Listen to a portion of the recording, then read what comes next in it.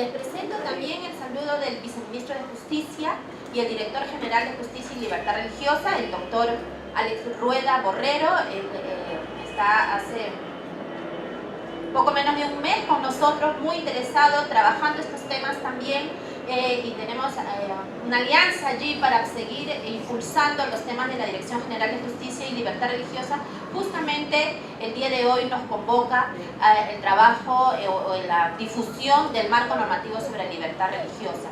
Le agradezco mucho la acogida a la Dirección General de Educación del Gobierno Regional del Callao, en su directora, la señora Gladys Castiglione, representada hoy por la especialista Ruth Valencia, y de manera muy especial también a Terial, ¿no?, y su coordinador general, el señor Nelo Espinosa, que nos ha presentado. Hoy nos hacemos presente en este espacio con la temática que nos está convocando, procurando cautivar el interés, ¿no?, de cada uno de ustedes por un derecho fundamental que probablemente poco se trate desde el Estado, ¿no?, pero de hecho es la práctica en el día a día de más del 95% de peruanos, como es la libertad religiosa. Esta mañana vamos a hablar del marco normativo nacional e internacional, enseguida vamos a empezar, y cómo se relaciona el Estado con las diferentes confesiones religiosas. Además tenemos a la socióloga Alessandra Fayad, ella es especialista en medios alternativos de solución de conflictos, y ella hablará con ustedes, sobre estos temas, sobre la mediación comunitaria y la conciliación extrajudicial especialmente, durante su exposición. Pero bien, empezamos ahora con la temática que nos ha convocado sobre el marco normativo de libertad religiosa. ¿Qué vamos a hacer? ¿Qué vamos a tratar? Vamos a hablar sobre los antecedentes de este derecho fundamental, vamos a hablar sobre el marco normativo internacional y nacional de este derecho fundamental, el Ministerio de Justicia y el rol que su propia ley orgánica y la Constitución le ha conferido, el registro de entidades religiosas y la experiencia social de algunas entidades religiosas. Hablamos de la libertad religiosa, pero cuando hablamos de la libertad religiosa, hablamos de tres derechos, van de la manito, ¿no? Tres derechos: la libertad religiosa, la libertad de pensamiento y la libertad de conciencia. Son tres diversos derechos, tres manifestaciones de la libertad. Cuando hablamos de libertad religiosa, no podemos dejar de lado estos otros dos derechos que en sí mismos tienen su contenido, pero la libertad de pensamiento y la libertad de conciencia también van de la mano con la libertad religiosa. ¿Qué antecedentes constitucionales tenemos? Todos sabemos que nuestro país, como la mayoría de países de América Latina, era un Estado confesional, ¿verdad? Las constituciones entre 1812 y 1915 expresamente manifestaban que la nación profesa la religión católica, apostólica y romana, el Estado la protege y no permite el ejercicio público de otra alguna. Este párrafo final, no permite el ejercicio público de otra alguna, desaparece en la Constitución de 1915. Por eso es que se habla de la libertad de culto desde 1915. Ya el Estado permitía la profesión de fe de los ciudadanos que abrazaban otra confesión religiosa. La Constitución de 1915, les decía, omite ese párrafo y por ello se dice que a partir de 1915 se permite la profesión de otros cultos. La del 33, invocando el sentimiento de las mayorías, establece la protección para la religión católica, apostólica y romana, pero también las demás religiones gozan de libertad para el ejercicio de sus respectivos cultos. En la del 79 se fortalece de alguna manera, ¿no?, la libertad religiosa como derecho de los ciudadanos, y esto se ratifica en la Constitución vigente, la de 1993.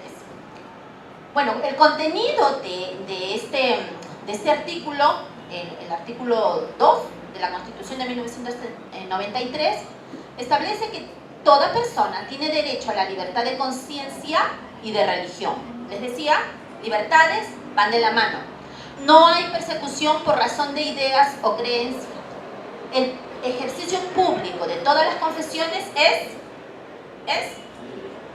libre, siempre que no ofenda la moral o altere el orden público. Ya el Tribunal Constitucional ha establecido que entre los derechos fundamentales también hay algunos parámetros.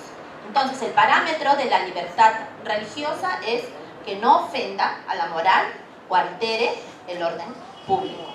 Así lo tenemos en la Constitución del 79, en el artículo 2, y también la Constitución ha recogido o ha manifestado este tema de la colaboración del Estado con las confesiones religiosas.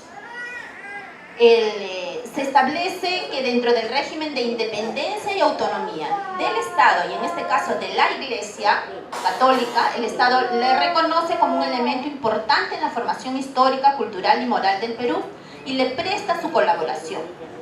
Pero también se establece la posibilidad de formas de colaboración con otras confesiones. Lo mismo la Constitución del 93. Los derechos fundamentales ¿son diferentes para las personas? No, ¿verdad? Son iguales para toda persona. ¿Por qué? Porque nacen de su dignidad. Los derechos fundamentales nacen de la dignidad de la persona. Cuando hablamos de un Estado laico, ¿no?, se habla de una sana laicidad del Estado. No que el Estado se olvide de la religión o de las prácticas confesionales de sus ciudadanos, sino que reconociendo, valorando el hecho religioso, ¿no?, establezca una sana relación con las diversas confesiones religiosas. Entonces, el Estado laico, entonces, respeta, valora el hecho religioso y lo distingue de lo secular, tratando a todos por igual en la práctica del derecho fundamental. Un Estado laico va a garantizar la libertad de religión, de pensamiento, de conciencia. Y en el marco normativo internacional no solamente se han desarrollado o han permitido el desarrollo de este derecho fundamental, sino de esa manera lo ha establecido. El Perú, por ejemplo, se adhirió a la Declaración Universal de los Derechos Humanos en 1959. Pero ¿desde qué año estamos hablando de libertad religiosa según nuestra Constitución?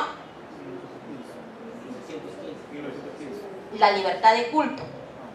Y libertad religiosa, 79, ¿no? Pero 20 años antes ya se había adherido el Perú a la Declaración Universal de los Derechos Humanos. Toda persona tiene derecho a la libertad de pensamiento, de conciencia y de religión. Este derecho incluye la libertad de cambiar de religión o de creencia, así como la libertad de manifestar su religión o su creencia individual o colectivamente, tanto en público como en privado, por la enseñanza, la práctica, el culto y la observancia, y todo lo que conlleva la práctica de una confesión religiosa, ¿verdad? Este es el contenido de la Declaración Universal de los Derechos Humanos a la que el Perú se adhirió en diciembre de 1959. El Pacto Internacional de los Derechos Civiles y Políticos. A este pacto el Perú se adhirió en 1978. Y el contenido del artículo 18 va de lo mismo: libertad de pensamiento, de conciencia y de religión, que incluye la de adoptar la religión o las creencias de su elección. Es un derecho de las personas, ¿no?, elegir o ser parte de una comunidad religiosa si lo desea, o practicar de manera individual la religión que más le satisface espiritualmente. Y por ello no debe haber ninguna medida coercitiva que menoscabe su libertad.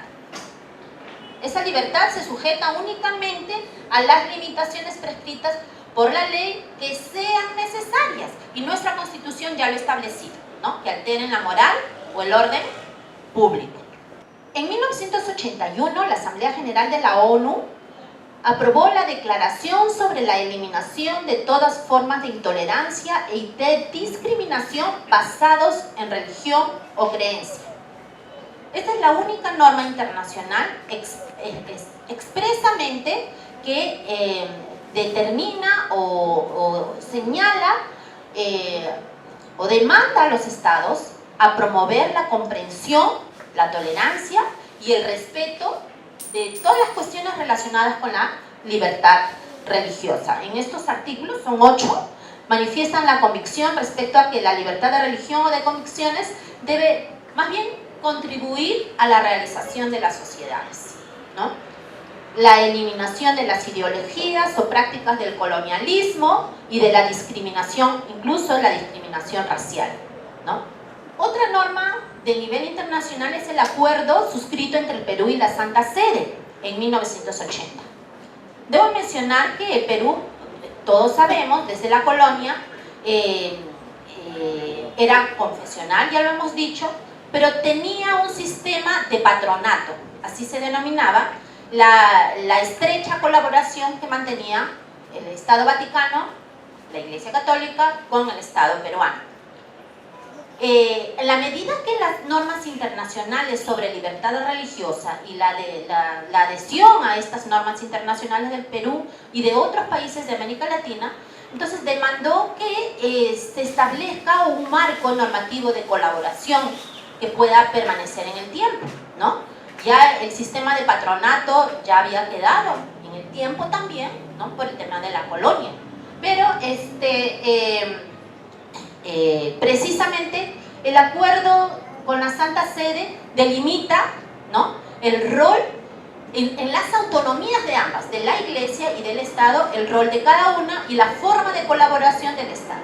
Entonces lo que permite es todo lo que la Iglesia tenía hasta la firma del acuerdo se mantenga, ¿no?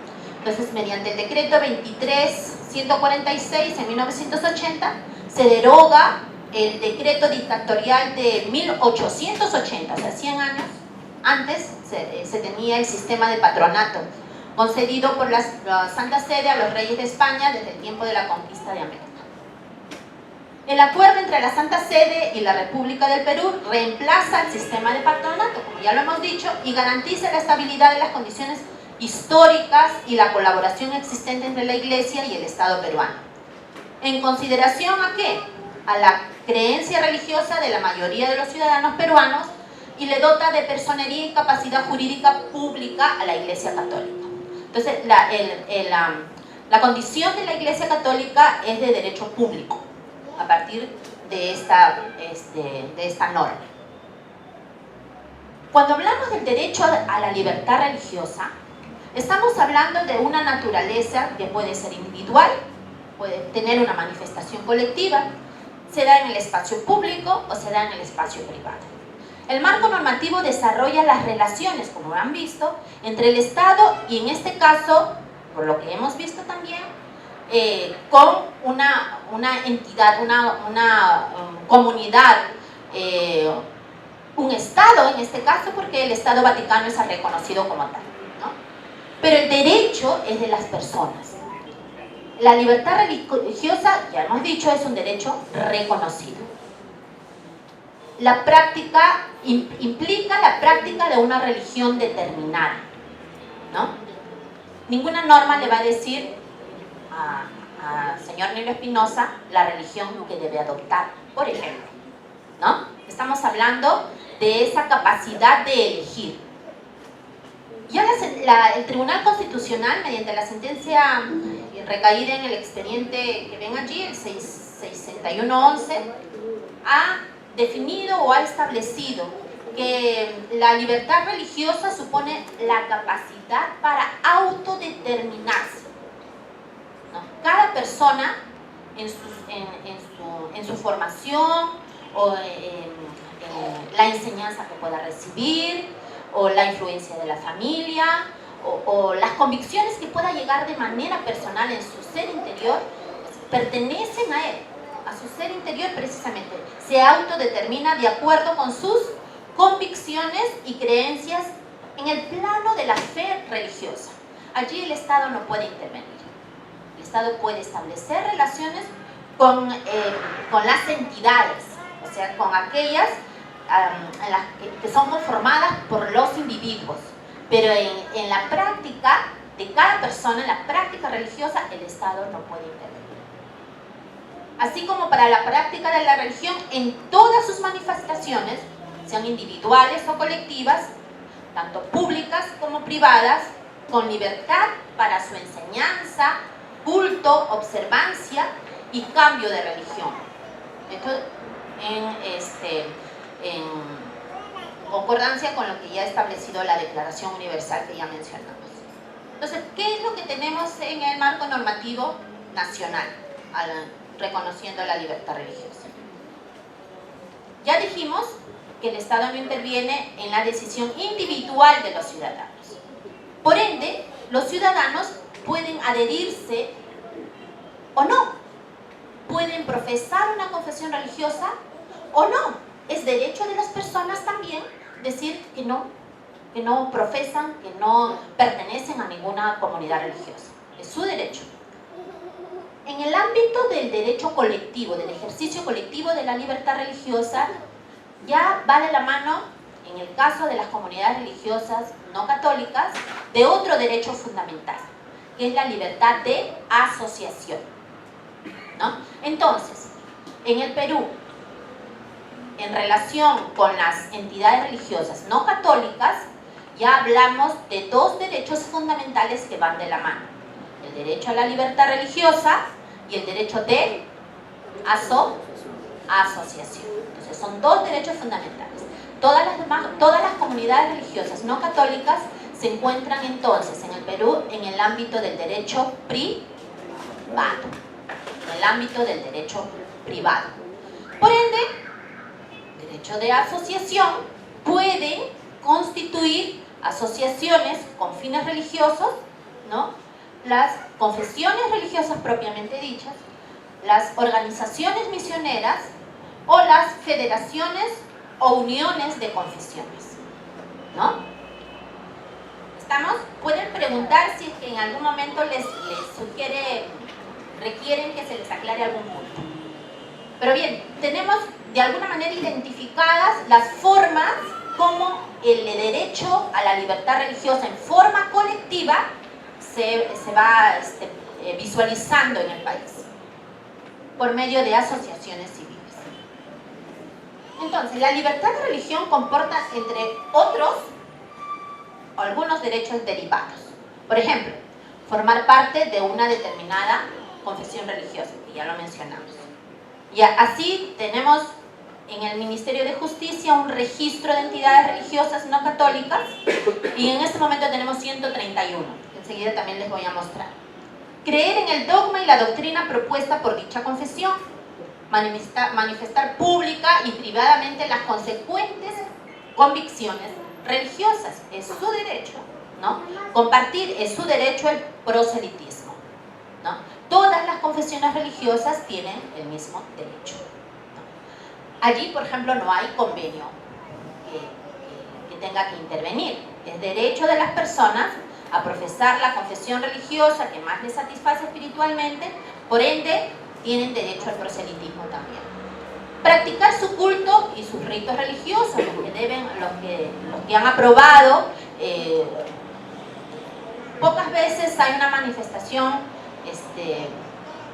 individual que solo le pertenezca a una persona, ¿no? Generalmente es la persona de manera individual cree y se junta, se asocia, es parte de una comunidad religiosa. Esa comunidad religiosa es la que establece su ideario, ¿no? Sus dogmas doctrinales, sus libros sagrados para manifestar lo que significa una religión. Mantener reserva de sus convicciones religiosas. Las personas también tienen derecho a mantener reserva de sus convicciones religiosas. Las únicas restricciones para el ejercicio de la libertad religiosa como derecho fundamental, otra vez, que ofendan la moral pública y alteren el orden público. En diciembre del 2010 se emitió la ley 29635, la ley 29635. El artículo primero de esta ley garantiza el derecho de toda persona a la libertad de religión. Una vez más, se establece el tema del ejercicio público y privado de este derecho, que es libre, Otra vez, el único límite, la protección del derecho de los demás al ejercicio de libertades públicas y derechos fundamentales. Es decir, usted ejerce su derecho hasta que yo pueda ejercer el mío también, ¿no? Entonces, cada uno respeta el ejercicio de fe de cada uno. Y el otro límite que estamos repitiendo es la protección del orden, la salud y la moral públicos. Otro tema que contiene la ley es la igualdad ante la ley. Pero aquí, si nos damos cuenta de un detalle, dice toda persona natural es igual ante la ley. Está claro, ¿no? Toda persona natural. Las comunidades religiosas o las personas asociadas forman una persona jurídica. Se prohíbe toda acción u omisión que discrimine a una persona en razón de sus creencias religiosas. El Estado reconoce la diversidad de las entidades religiosas. En igualdad de condiciones gozan de los mismos derechos, obligaciones y beneficios. En igualdad de condiciones. ¿Qué es una entidad religiosa? Se entienden como entidades religiosas a las iglesias, confesiones o comunidades religiosas integradas por personas naturales que profesan, practican, enseñan y difunden una determinada fe. Esa es una entidad religiosa. Allí no dice que tengan que estar inscritos en registros públicos. En nuestro país existen asociaciones de hecho, que no necesariamente se han constituido en la figura de asociación civil. Entonces, si no están inscritos en registros públicos, la congregación tal o la iglesia tal, ¿dejan de ser entidad religiosa? No, ¿verdad? Porque una entidad religiosa es aquella, ¿no?, conformada por personas naturales, integradas por personas naturales que profesan, practican, enseñan y difunden una determinada fe. Estas entidades cuentan con credo, escrituras sagradas, doctrina moral, culto, organización y ministerios propios. Tienen su propia organización. Pueden o no estar inscritos en registros públicos, pero el ejercicio de la libertad religiosa definitivamente no lo van a dejar no lo va a dejar de proteger, ¿no? Pero vienen otras obligaciones, u otros derechos, u otras necesidades cuando las personas se asocian o son parte de una comunidad, en este caso religiosa.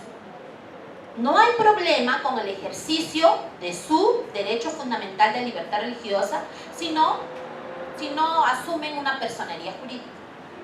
Pero si necesitan, por ejemplo, comprar un local, ¿a nombre de quién lo compran? A nombre de la congregación, de la organización religiosa, ¿verdad? Entonces, para ello, ¿qué deben tener? Lo exige, entonces, el ejercicio de derechos civiles. La comunidad religiosa va a exigir que se constituyan y tengan una persona jurídica. Entonces, y allí vienen otras normas que el Estado ha establecido para todas las entidades religiosas. Por ejemplo, la ley del impuesto a la renta, determinado por el decreto legislativo 774. El decreto legislativo 776, que refiere la inafectación del impuesto predial para los lugares de culto. El decreto legislativo 1053, que tiene que ver con los derechos arancelarios para tema de donaciones. Y la ley de facilitación del despacho de mercancía donada proveniente del exterior, que es otra ley que facilita el tema de donaciones para las comunidades religiosas. Las entidades públicas que tienen que ver con los beneficios, aquí en estas normas mencionadas, han establecido sus propios requisitos. Ellos tienen sus propias exigencias. No es que una entidad, nos vamos a constituir y mira cuánta facilidad tenemos, nos vamos a traer las donaciones. No es así. ¿Por qué? Porque las entidades públicas que otorgan los beneficios, en este caso SUNAT, municipalidades, tienen todo el derecho también de establecer los requisitos para conceder esos beneficios, porque son personas jurídicas definitivamente que se van a acercar y deben sustentar los requisitos que estas entidades públicas han establecido para ser acreedores a ese beneficio. Se facilita, pero obviamente el Estado tiene que tener sus requisitos para poder otorgar esos beneficios.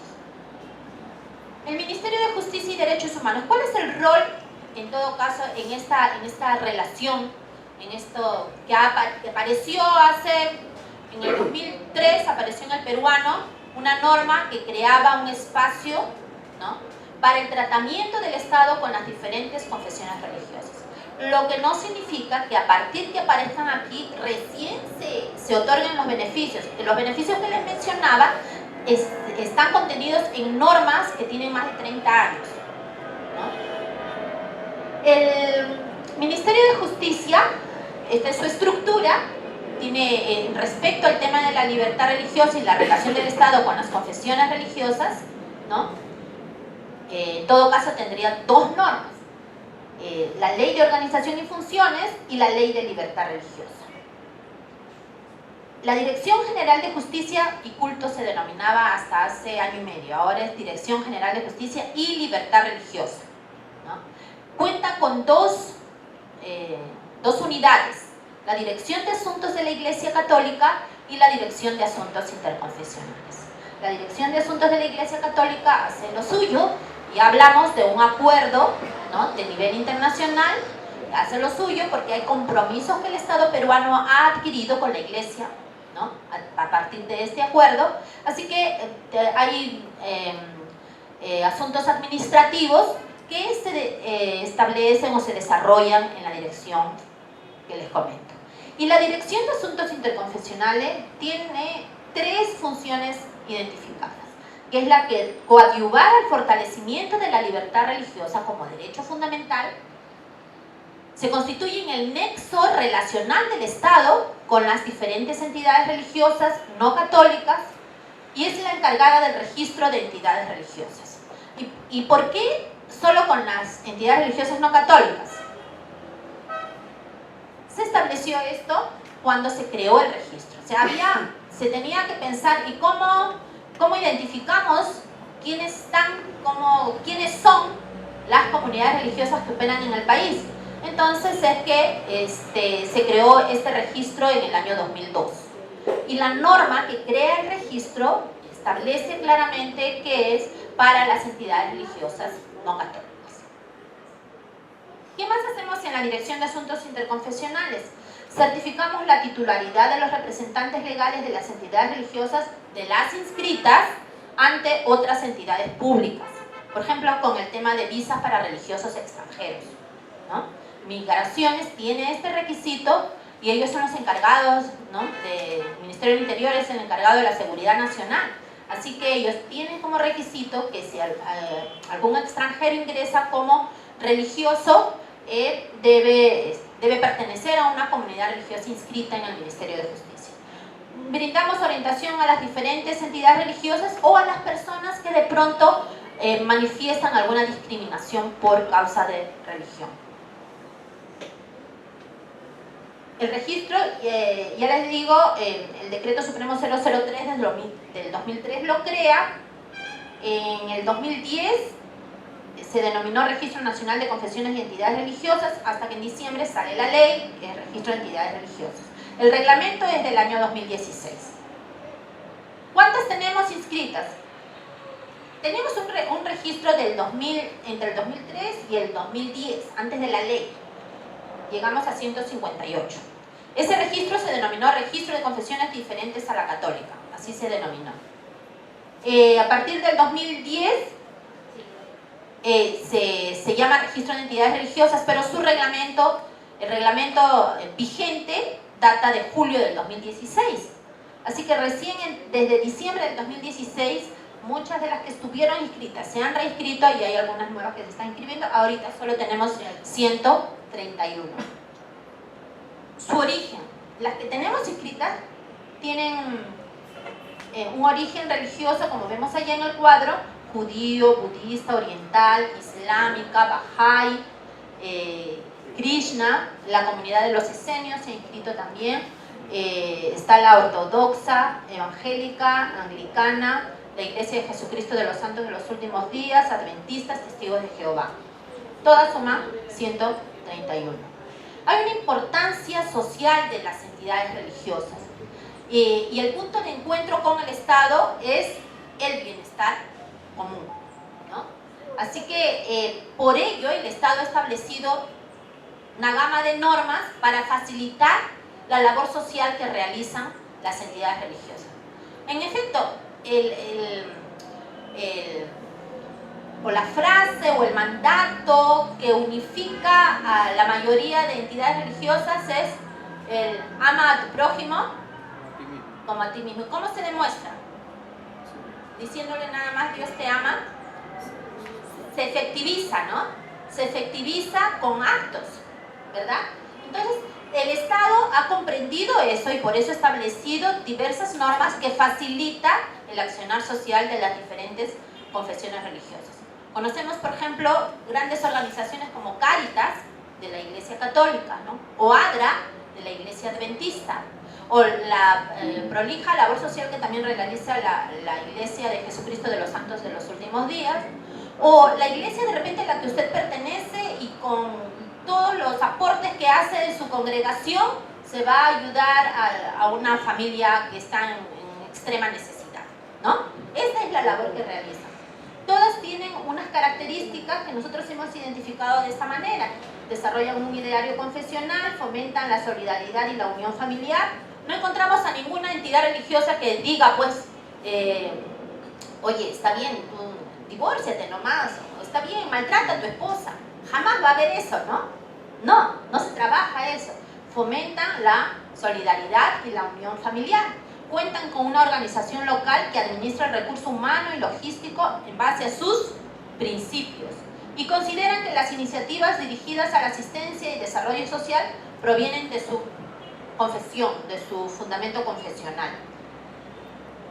Varias entidades religiosas realizan mucha labor social. Aquí tenemos, por ejemplo, un hospital en Apurima, denominado Dios Pisuyana. Ya no hay mucho tiempo, pero ustedes pueden buscar y van a encontrar cómo se desarrolló esta obra a partir de solamente del interés de dos personas que vinieron con la única la necesidad de ayudar a los que necesitan, nada más.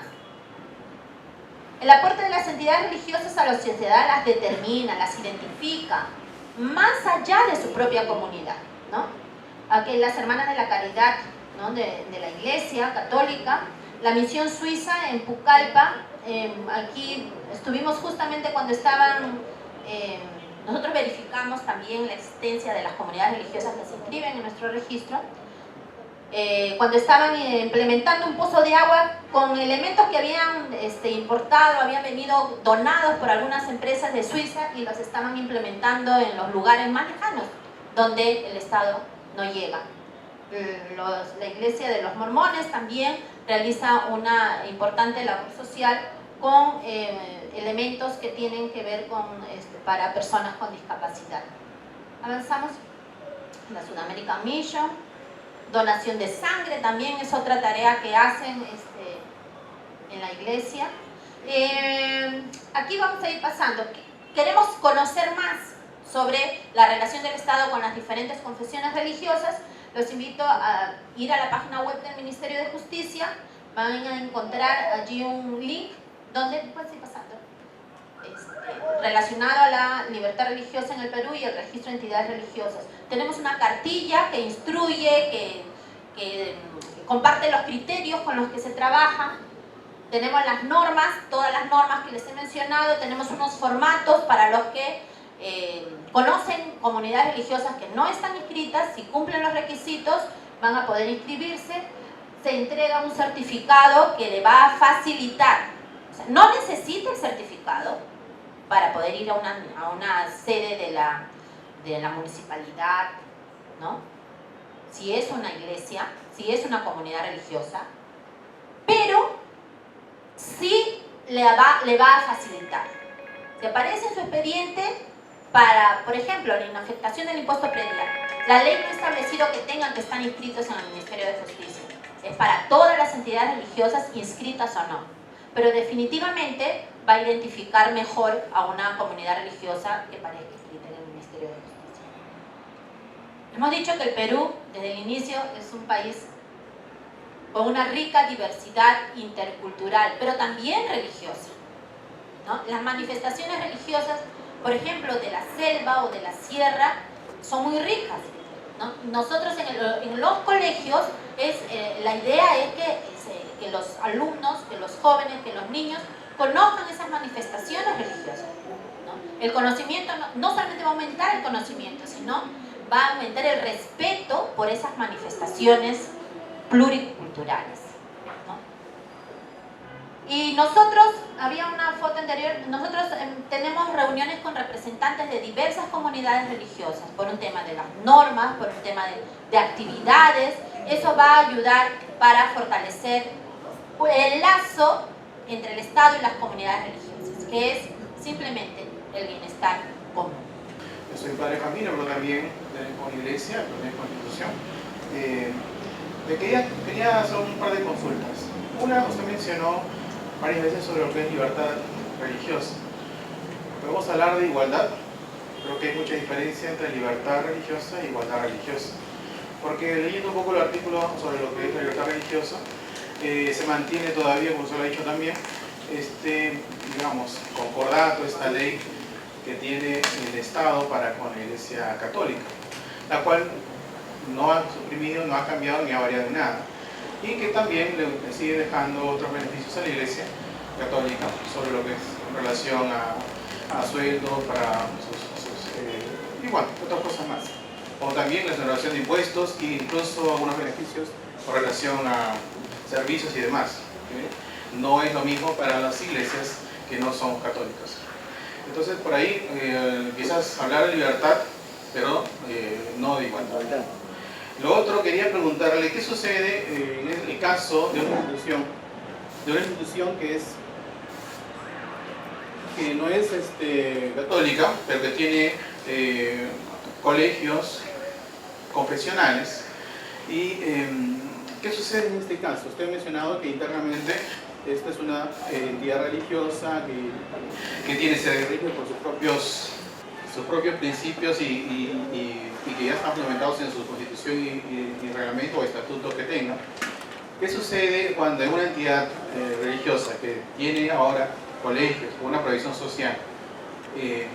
¿Se puede también considerar alumnos que quieran exonerarse del curso de religión, siendo una entidad o un colegio nacional?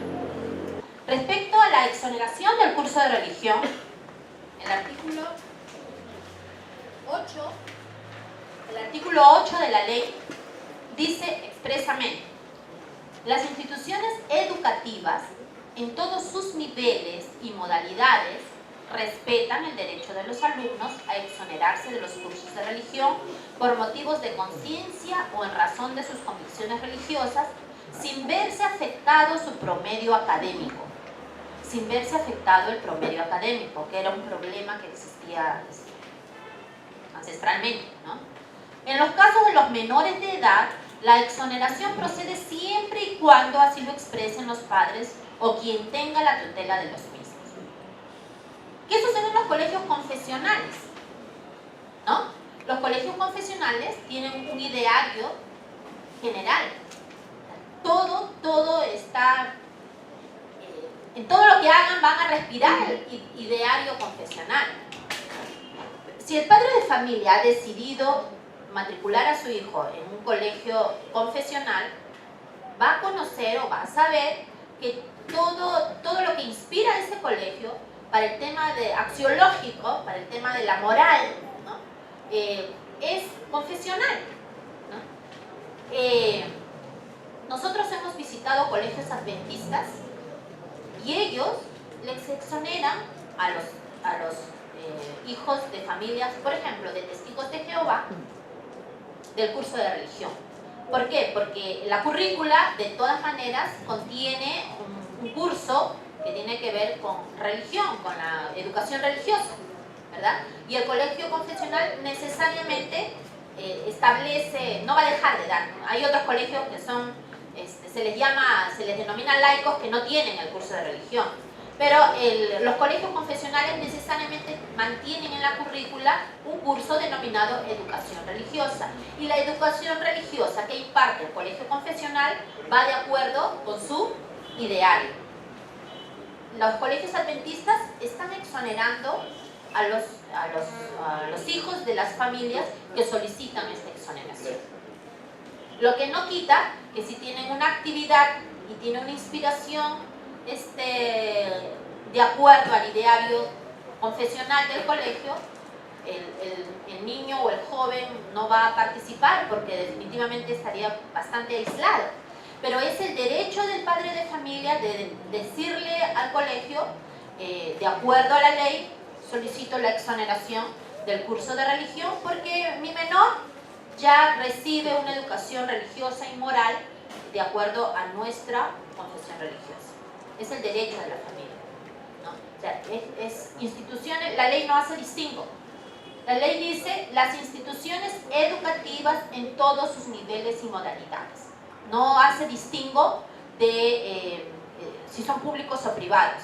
Es decir, si llega usted tiene un colegio, usted es titular de un colegio y una familia desea que su hijo lleve toda la carga académica de su colegio, conoce que es un colegio confesional y le dice, ¿sabe qué? Exonere a mi hijo del curso de religión, usted debería exonerar de ese curso, ¿no? Del curso de religión. ¿Qué actividades hacer? Esa es una preocupación que deseamos trabajar con el Ministerio de Educación. ¿Qué hacer en esas horas de exonerados, ¿no? ¿Qué hacen los chicos? Están en el colegio, están en el patio, deambulando. ¿Qué ha establecido el colegio para los niños o adolescentes que son exonerados del curso de religión? La biblioteca. La idea es trabajar qué hacer, y eso debe ir desde el Ministerio de Educación definitivamente. Nosotros tenemos algunas propuestas, creemos que la educación debe incluir la enseñanza de toda la gama de religiones que existe como conocimiento, ¿no? Esto lo que va a hacer, va a ampliar la cultura más bien de los niños, de los menores. ¿Por qué? Porque debemos tener en cuenta que toda manifestación religiosa tiene también un código moral y la mayoría coincide. No creo que haya una religión que enseñe, que vaya en contra del principio no robar. Ninguna va a enseñar, bueno, vas a matar o vas a robar, ¿verdad? Desobedece a tus padres. Ninguna va a enseñar eso. Entonces hay un código moral único.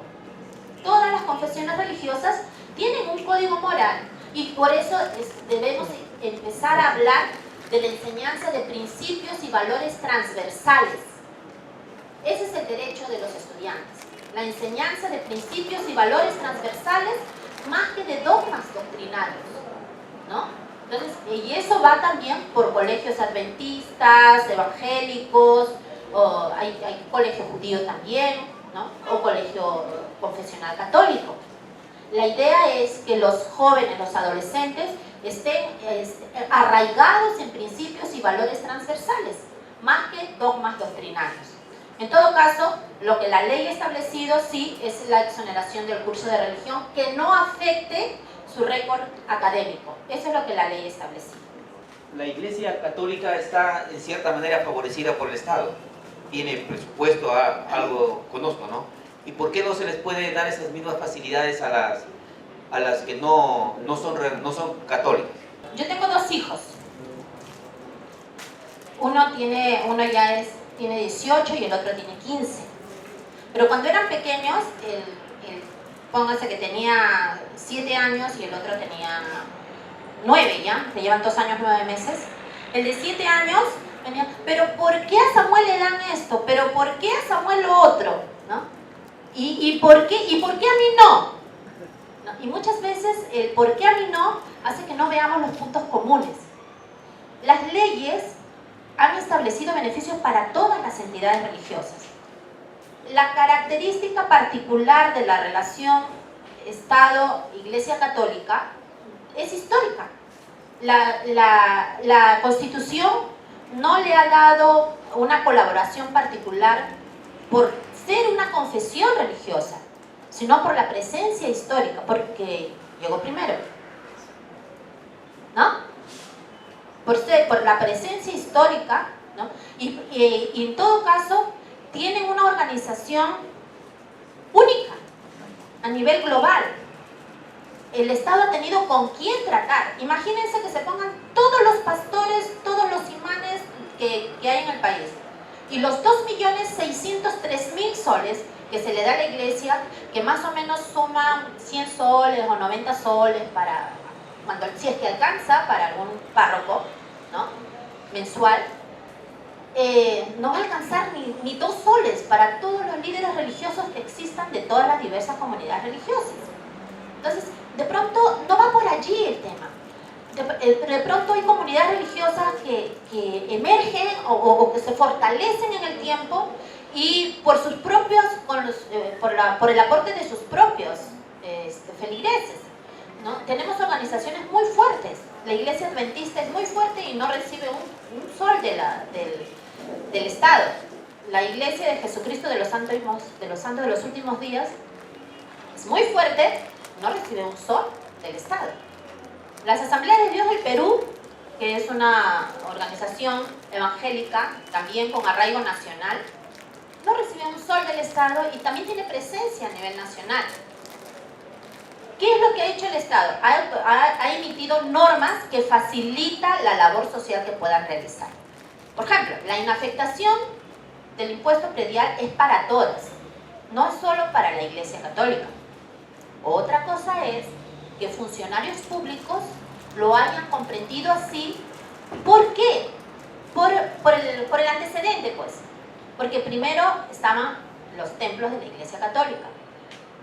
Con las normas que ya hemos explicado, la adhesión del Perú a las normas internacionales ha hecho que las normas nacionales le alcancen a todas.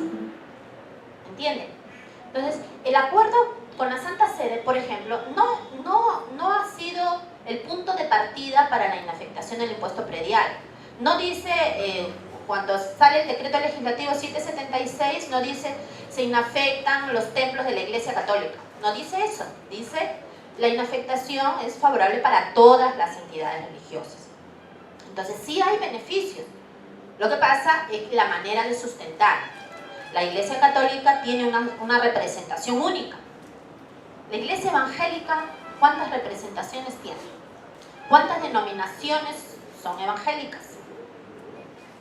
Está la Iglesia Luterana, la Iglesia Presbiteriana, la Iglesia Metodista, las iglesias históricas evangélicas, iglesias, en todo caso, de última generación, podría decirse, ¿no? Pero todas tienen diferente organización. Esa es la diferencia. Probablemente la doctrina es la misma. Es la misma. Todas parten, las cristianas parten de un solo libro que rige su doctrina. ¿Cuál es? Por ejemplo, las cristianas. ¿Cuál es? Ok, ese es su libro, fundamento, su fundamento doctrinal, ¿no es cierto? Pero su organización las diferencia. Unas tienen una organización, elección, por ejemplo, de su líder religioso. Otras tienen presbiterio. Unas se denominan pentecostales. Otras tienen una corriente luterana, metodista, bautista, ¿no? Entonces, esas son las diferencias. Entonces, de pronto, si el Estado dice, por una ley, todas las iglesias evangélicas pertenecen a tal asociación, porque lo dice la ley, ¿va a pasar? Si ya hemos dicho que depende de la voluntad de cada ciudadano. O sea, el Estado no puede intervenir en aquello. ¿Se entiende? Entonces, sí existen beneficios, sí existen normas que son para todos. De allí que la norma, de todas maneras, ha establecido que la igualdad aparece para todas, y lo resalté, las personas naturales.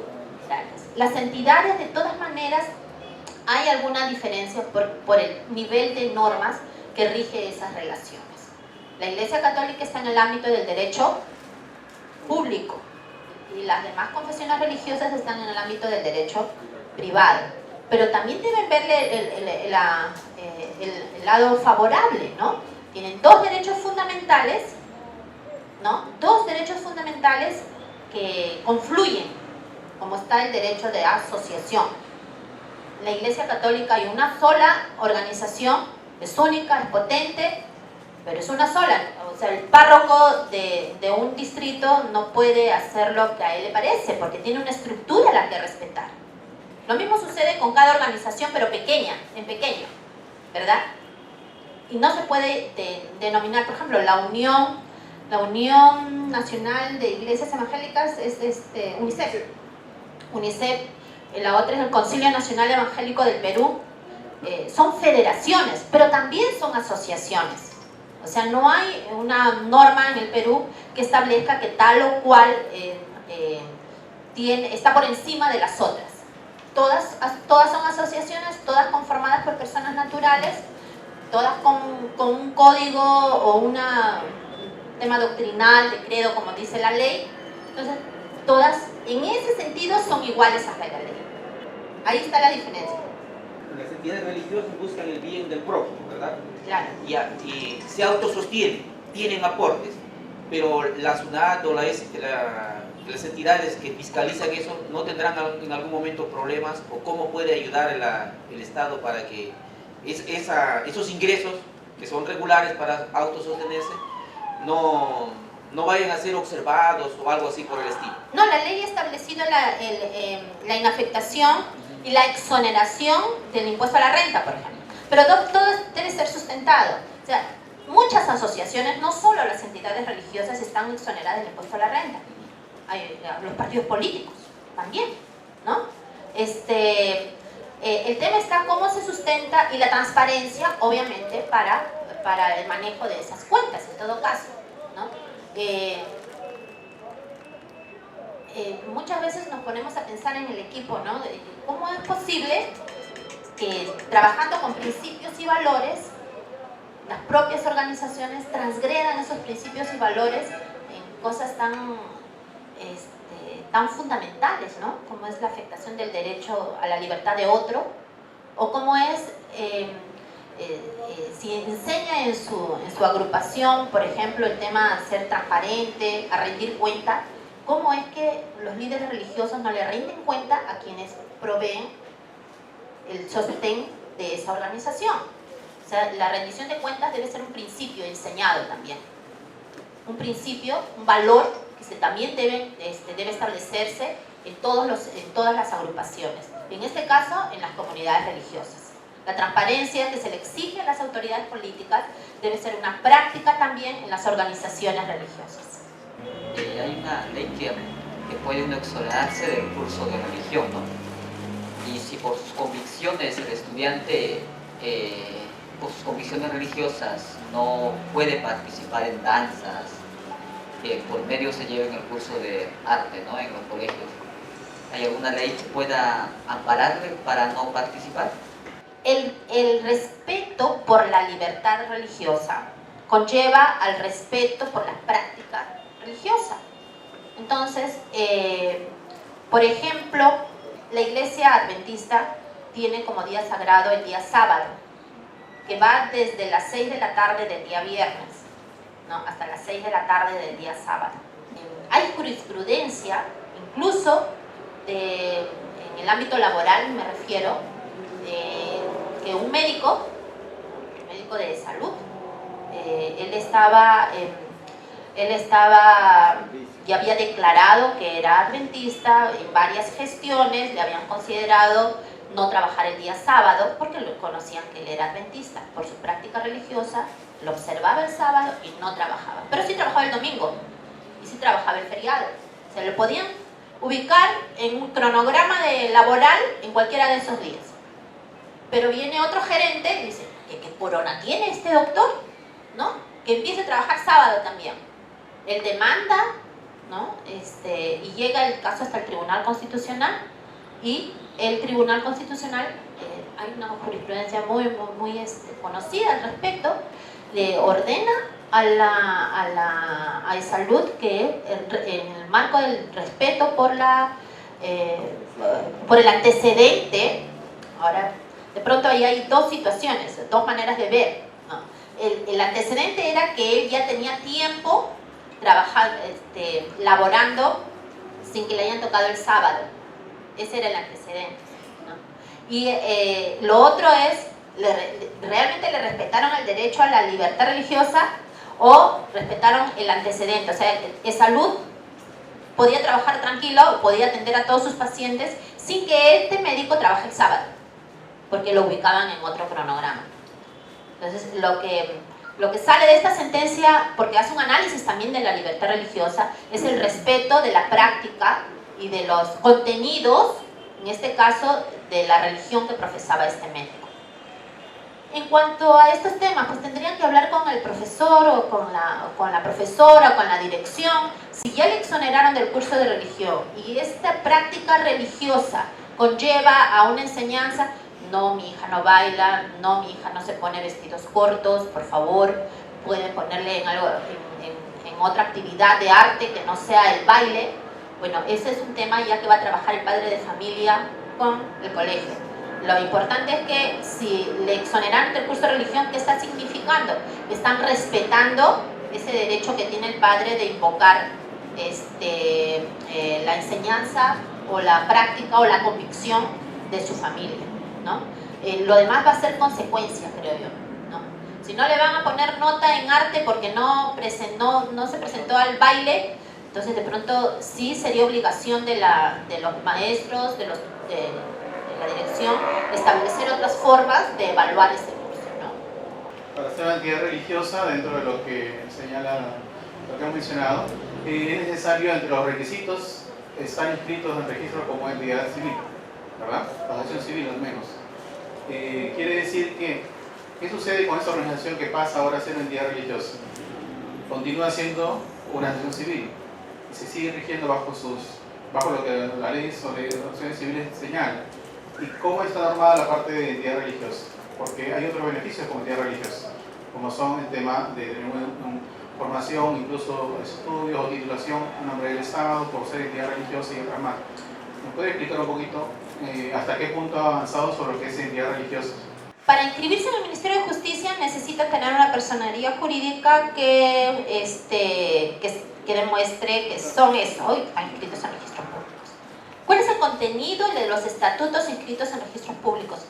Se entiende que si es una asociación religiosa, también ha hecho uso del artículo 81 del Código Civil. Yo digo se entiende porque hace bastante tiempo estamos tratando de orientar a las diversas comunidades religiosas que el artículo del Código Civil que establece la forma de su vida civil, por decirlo de algún modo, está en el artículo 81 del Código Civil. Registro Público ya lo ha entendido. O sea, si ya no tienen que ir como presidente, secretario y tesorero obligatoriamente de acuerdo a lo que dice el Código Civil en su artículo 80 y siguientes. Lo que hace el Registro Público es respetar la organización de la institución religiosa. Si es superintendente regional de la iglesia de San Juan o de San Judas Tadeo, esa es la denominación de su presidente, el superintendente regional. Y el orden de prioridad lo establece la organización. ¿Qué dice el artículo 81 del Código Civil? Dice que las asociaciones religiosas se rigen por sus propios estatutos, ¿no? Que son establecidos, que son avalados por su autoridad eclesiástica. ¿Quién es la autoridad eclesiástica? En la Iglesia Católica es fácil de distinguir. La autoridad eclesiástica viene desde el arzobispado, ¿no? Es fácil de distinguir. En las otras confesiones, ¿cuál es el criterio? Entonces ahí vienen los criterios que han ido estableciendo las instituciones públicas. ¿Cuál es el criterio? Es la señalada en los propios estatutos. Si una congregación de San Judas Tadeo se ha reunido y ha determinado que quien ha ayudado desde el principio a formar esta congregación, que ya tiene 500, es la persona que va a liderarlos, eso debe aparecer en sus estatutos. Y la máxima autoridad eclesiástica de nuestra congregación, San Judas Tadeo, es fulano de tal, o es el superintendente regional sin nombre, o es el pastor. Entonces, lo que pasaba anteriormente era que las congregaciones, las comunidades religiosas tenían dos formas. Una, código civil igualito porque el abogado lo orientaba de esa manera, y otra, sus estatutos internos. Pero también habla la ley de sus estatutos internos. Entonces los estatutos internos no necesariamente tienen que aparecer en registros públicos, pero tienen que estar aprobados, ¿no? Entonces esa es la forma como se van a desarrollar su vida civil, y con eso van a estar sustentando ante las entidades públicas su existencia, ¿no? Y el desarrollo de la comunidad religiosa. Por ejemplo, en los colegios estatales, ¿no? Sobre todo particularmente en los colegios estatales, existe el curso de religión. ¿Podría haber o hay forma de titularse en nombre de la nación como profesor de religión laico, o en todo caso interconfesional? Porque existe lo que es la Oficina de Educación Católica, y normalmente en los colegios estatales el curso de religión será solamente la doctrina católica. Entonces, ¿hay algún tipo de apertura para que en las instituciones educativas públicas pueda haber participación de otras entidades religiosas? Efectivamente, el artículo 7 de la ley habla de la dimensión educativa de las entidades religiosas. Además de poder formar sus propios centros de formación para el ministerio religioso y para estudios teológicos, ¿ya? El reconocimiento oficial de los títulos académicos pedidos para estos centros pueden ser objeto de convenio entre el Estado y el Ministerio de Educación. Nosotros sabemos que existe una ley de educación, ¿no? La ley de educación establece la forma para incluso constituir las asociaciones educativas, ¿verdad? Ahora, entre los requisitos para acceder a este beneficio de tener titulación a nombre del Estado, de la nación, pues simplemente tienen que obedecer o ser parte de lo que ha establecido el Ministerio de Educación. Ok, entonces, en referencia a eso, si yo soy del CEL, por ejemplo, de una universidad evangélica de Lima, ok, y me titulo como educador, podría ejercer mi derecho de postular a una plaza de educación religiosa en un colegio público, en una dirección regional de educación. Es que eso es parte de una política que se tiene que ir estableciendo en el tiempo. Está la ley y las políticas, o sea, parte de esas políticas todavía están en desarrollo. Es algo que tiene que trabajarse con el Ministerio de Educación. Es la consideración a un porcentaje de la población, ¿no? minoritaria, pero que tiene el derecho también a poder participar en este concurso público, por ejemplo, y poder ser parte o desarrollar la especialidad para la que sea educado en una institución que tiene reconocimiento del Estado, como es la universidad, en este caso CEL. Por ejemplo, esta universidad ha sido no solamente contemplada en la ley de libertad religiosa, en sus artículos finales, sino también en la ley de educación, ¿no? Entonces, eso es un tema que se tiene que ir trabajando con el Ministerio de Educación para que haya esa apertura, porque también debemos precisar que el acuerdo con la Santa Sede establece varios convenios con el Estado peruano. Dice que los profesores del curso de religión efectivamente los tiene que evaluar la Iglesia, del curso de religión católica. No dice que se tenga que enseñar religión católica en los colegios, ¿no? Eso es lo que dice el acuerdo. La interpretación del Ministerio de Educación desde la suscripción ha sido aquella, y por eso es que continuamos así. El tema está por ir recogiendo esos saberes, estas formas, no de interpretación literal solamente, porque es literal lo que les estoy mencionando, sino de interpretación ya en el marco de todas las normas nacionales e internacionales, en este caso sobre libertad religiosa, ¿no? Entonces, esos avances, por ejemplo, los tiene España. En España, en el colegio no se enseña una religión exclusiva, sino la gama de religiones que existen. Y eso lo que hace es más culta a la persona. Porque, por ejemplo, usted mencionaba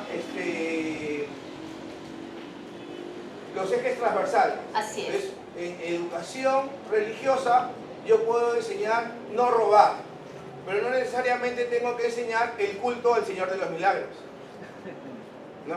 Así es, o la profesión religiosa determinada, ¿no?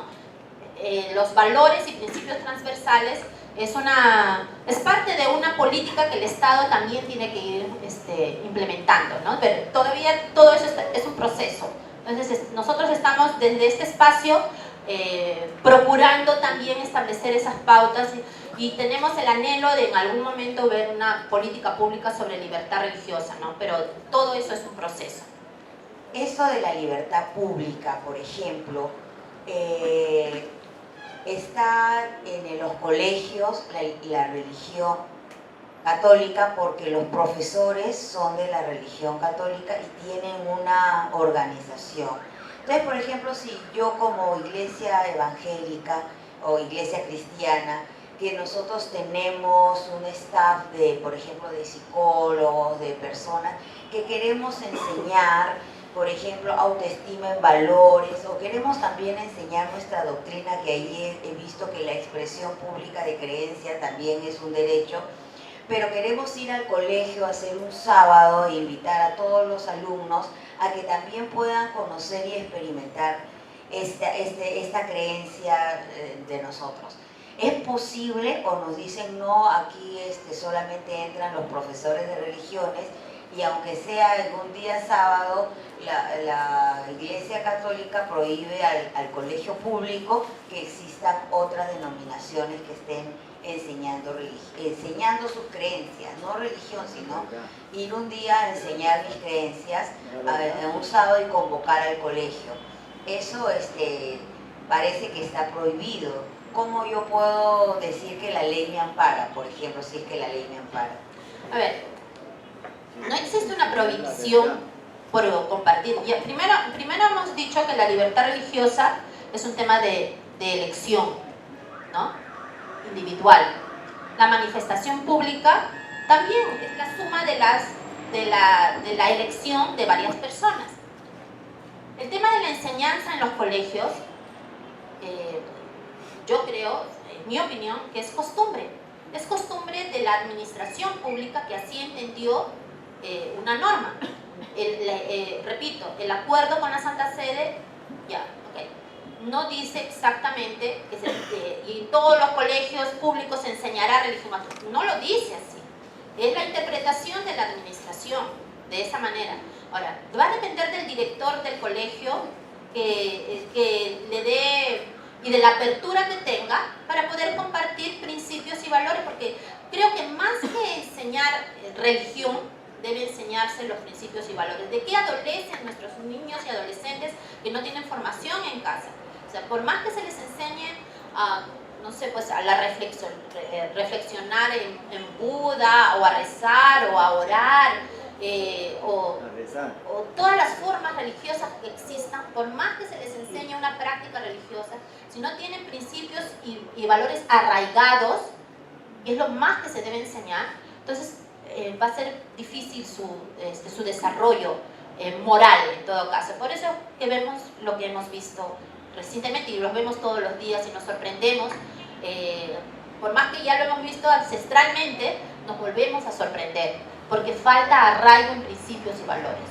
La manifestación religiosa es un derecho, es verdad, pero la enseñanza de principios y valores creo que es transversal a todas las comunidades, incluso creo que es un deber del Estado ir viendo cómo trabajar, ¿no? Lo digo porque en un colegio un profesor nos hizo la invitación y fuimos el sábado, pero de ahí fue sancionado ¿Sancionado? Sí, eso sí deberían comunicar, porque o sea, si el director de un colegio público ve la posibilidad de mejora, de mostrar una enseñanza en principios, en valores a sus alumnos, no debería ser sancionado por eso. Pero entiendo yo que debemos verlo como lo ha establecido el Ministerio de Educación.